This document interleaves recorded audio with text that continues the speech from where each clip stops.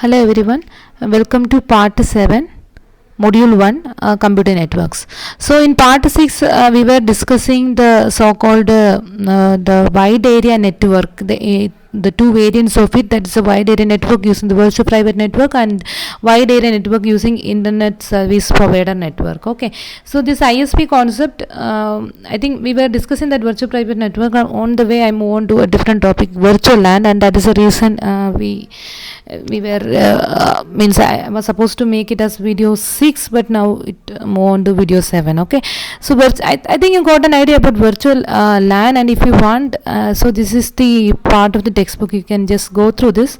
Like I was trying to explain this for you, like it is also so just read this portion. It's also possible to divide on large physical physical LAN into two smaller logical LAN. Okay, so virtual LAN or logical LAN, like that. So the bigger physical LAN, like the example I quoted in the previous video, so the College of Engineering Trivandrum, that entire LAN you can divide into smaller logical LANs for each department, say. So you might wonder why this is helpful, because sometimes the layout of the network equipment does not match the organization structure. Okay, so that is what I already told you, like the network point of view, we have a common switch and devices are being connected to it and all, but the organization structure needs for as virtual LANs, like for each department, like that. So if we have such a purpose, then only we can means logically divide that physical LAN. So for example, the engineering and the finance department of the company, they have their own examples. So might have computers of the same physical LAN because they are in the same wing of the building. But it might be easier to manage the system if engineering and finance logically each had its own network. So just like this example, different department, if they are logically having different LAN, it will be good, right? So that is where the concept of virtual LAN or VLAN is coming. So in this design, each port means the port of the switch. So we have a common switch, right? The physical LAN as a whole is having a single common switch. Now logically we divide that physical LAN into two different virtual LAN as per this example, and now we are giving some kind of color coding. Actually, when it comes to implementation, some virtual LAN tag, some binary information is being used in the header of the packet. So by looking at the virtual LAN tag, we are identifying, yes, this is part of this particular LAN and not for this one. So in this design, each port of the switch, the Ethernet switch, say, is tagged with a color. Okay, so just for your understanding, as an introduction, as they were using the term color, but when it comes to implementation, it is a special tag. Okay, so say green for engineering and red for finance in this example. So the switch then forwards packets so that computers attached to the green port are separated from the computers attached to the red port. So in the sense, virtual LAN tag 1 and virtual LAN tag 2, for two different virtual LAN inside that common physical LAN, and whenever an incoming packet is coming, the switch will be checking the color of it. I mean color in the sense of the packet, or the virtual LAN tag of the packet, and accordingly if that tag is matching with the green port, in the sense okay, so to that green port, so that is a virtual concept. It is not, we are not coloring physically like green or red. Virtually some out of, normally we are getting a 48 port switch something. So out of that, say if it is a 48 port switch and 24 like that, we will divide, and some ports we will be giving for on virtual LAN, another set of ports will be given for the other one. So in this example, they are giving some kind of color from the computers attached to the red port. Now broadcast the packet to send to red port, for example, will not be received by the green port. So within a LAN, normally we will broadcast information with a destination address. Broadcast in the sense it will be received by everyone, and only the one with the matching address will be taking the information. Others will be simply ignoring it. Now when you are doing this broadcast, normally we are supposed to broadcast into that one large physical LAN. Now we have the concept of virtual LAN. In this particular example, we have two virtual LAN. Okay, so one for the engineering and another for the finance. So whenever we have a broadcast, and as per the broadcast message, the tag is found to be virtual LAN tag 1 or as a green, it will be given to only green ports. Okay, I mean the devices connected to green port, and it will not be received by the other one.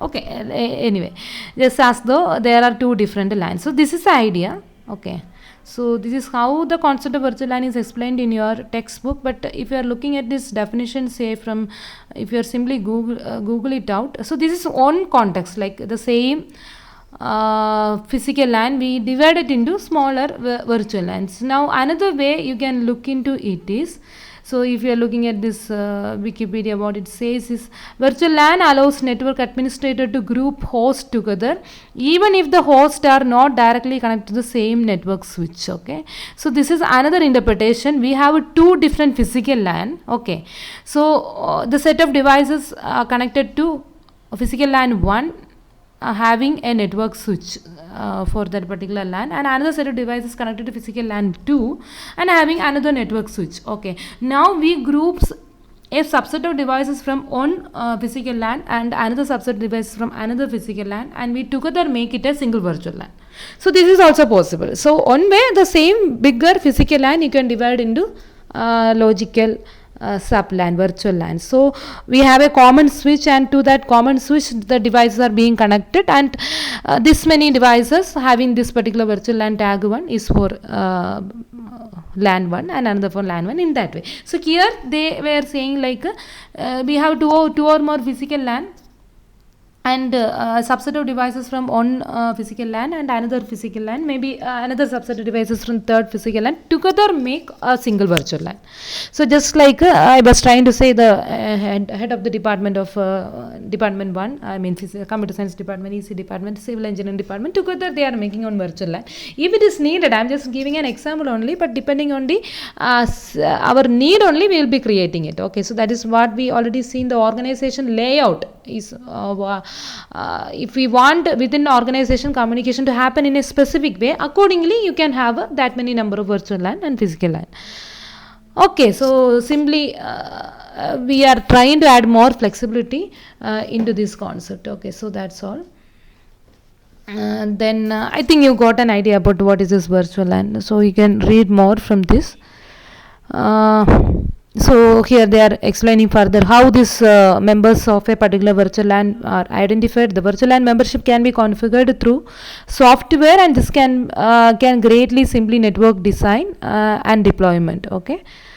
Simplify the network, so it can greatly simplify the network design and deployment. Okay, and it is done through a specific software and some kind of virtual LAN tag. Those things were there. Okay, so so here they are explaining whenever you are taking a frame, we will identify is as part of a particular virtual LAN by using the virtual LAN tagging technique. Okay, so many things are there. I was just giving you an idea about it. So somewhere if you are hearing the term virtual LAN, you should not be confused. So some minimum understanding is being needed, and some different definition. I was simply searching it, because when I tried to explain, I was confused. Okay, both way you can interpret. Okay, different textbooks I was also reading in different ways. So virtual LAN is a custom network which is created from one or more local area network, physical LAN. Okay, so this is, I think, the most of the time, but in that textbook I saw a different definition. I think both are fine. Okay, so simply from the physical LAN, depending on our need, we want to add some flexibility. If we want a bigger physical LAN, we can divide it into different virtual LANs, or multiple from multiple physical LANs we can collect machines together and we can form a single virtual LAN. So both are fine. Okay, so that about it. And now our topic of discussion is actually we were trying to see the two variants of wide area network, the one using virtual private network. So hope this concept of virtual private network is clear for you. So the concept of extranet. Okay, so please watch that previous video where I was trying to explain what is this virtual private network. Now I'm just listing out the points only, just like in virtual private network, the connections to be made between offices as virtual link that use underlying physical internet. So over the public physical internet, we are creating a virtual tunnel kind of thing as the virtual private network, and through that the organization can have a communication in a confidential way. So compared to the dedicated arrangement, like I already told you, if you want, you can have a dedicated physical connection between the different branches of the organization that spread across different geographical area. But when it comes to, so that is one way, but it is a lot of resources you have to dedicate for that. It's a costly solution, and resource utilization may not be guaranteed fully, so that's a problem there. Compared to a dedicated arrangement, a virtual private network has the usual advantage of virtualization, which is that it provides flexible reuse of the resources. In the sense, for the time being, I can have a virtual connection and I can make use of the resources. And once my communication is over, I can disconnect it so that the resources will be utilized for a different virtual line. Okay, so virtualization is adding more flexibility, more flexible reuse of the resources, okay, over the internet connectivity. Now, a virtual private network also has the usual advantage of virtualization, which is disadvantage of virtualization, which is lack of control over the underlying resources. So definitely, if it is a physical, dedicated connection between the different branches of the organization, we have a control over the resources. We are dedicating the resources for our own purpose, and we know everything in advance. Like with a dedicated line, the capacity is very clear for us. But such a control, such a is not there in virtual private network, because through the existing network, for the time being, you are creating a virtual connection, and that time sometimes when you are trying, the resource may not be available. Such problems will be there. We will not be getting a full control over it. Okay. So that about the virtual wide area network using virtual private network. Here you can see an example where, so this is what we are trying to say. The organization is spread across different locations, like this is one branch of it, say particular place in Australia, Perth, Brisbane and Melbourne. This is our public internet, okay, public network, and through this public network, we are having this dotted line indicates that the link via the internet, the virtual link via the internet, that is just for the time being. Like when you are having that communication, you are establishing this, and once the communication over, this will be disconnected. So this is not a permanent dedicated connection. So that is why the name virtual private network, and it is private in the sense the organization want private communication over this one. So we can call it as a virtual tunnel also. And together this is forming what is called the extranet. Okay, so extranet over the internet, and within this organization we can have the intranet. Okay, so that is the idea. So again, I thought of stopping at this point, because now we have another implementation of the so-called wide area network using the internet service provider. So that is again same concept only, but here the means who is making this virtual connection, everything, that is the responsibility of the organization. The organization by running a special software for it, and they are doing it. Now if you are given the task of such a virtual connection, it's okay, to a third party, we call it as the internet service provider. Okay, so that is a different scenario. We will see in this next part of the video. So hope it is clear. So what I was trying to explain in this video is the concept of virtual LAN and virtual private network. Anyway, these things, don't worry at this point. If you are looking at the syllabus and all, these terminologies may not be, it's not there actually. Syllabus is very brief in the sense, but when we are covering this terminology one by one, this will be useful at some later point. And also, as you are covering network, you will be hearing this term at the different point, and that time you should not be confused. So you can have more reading also from the textbook as well as from the Google. Okay, fine.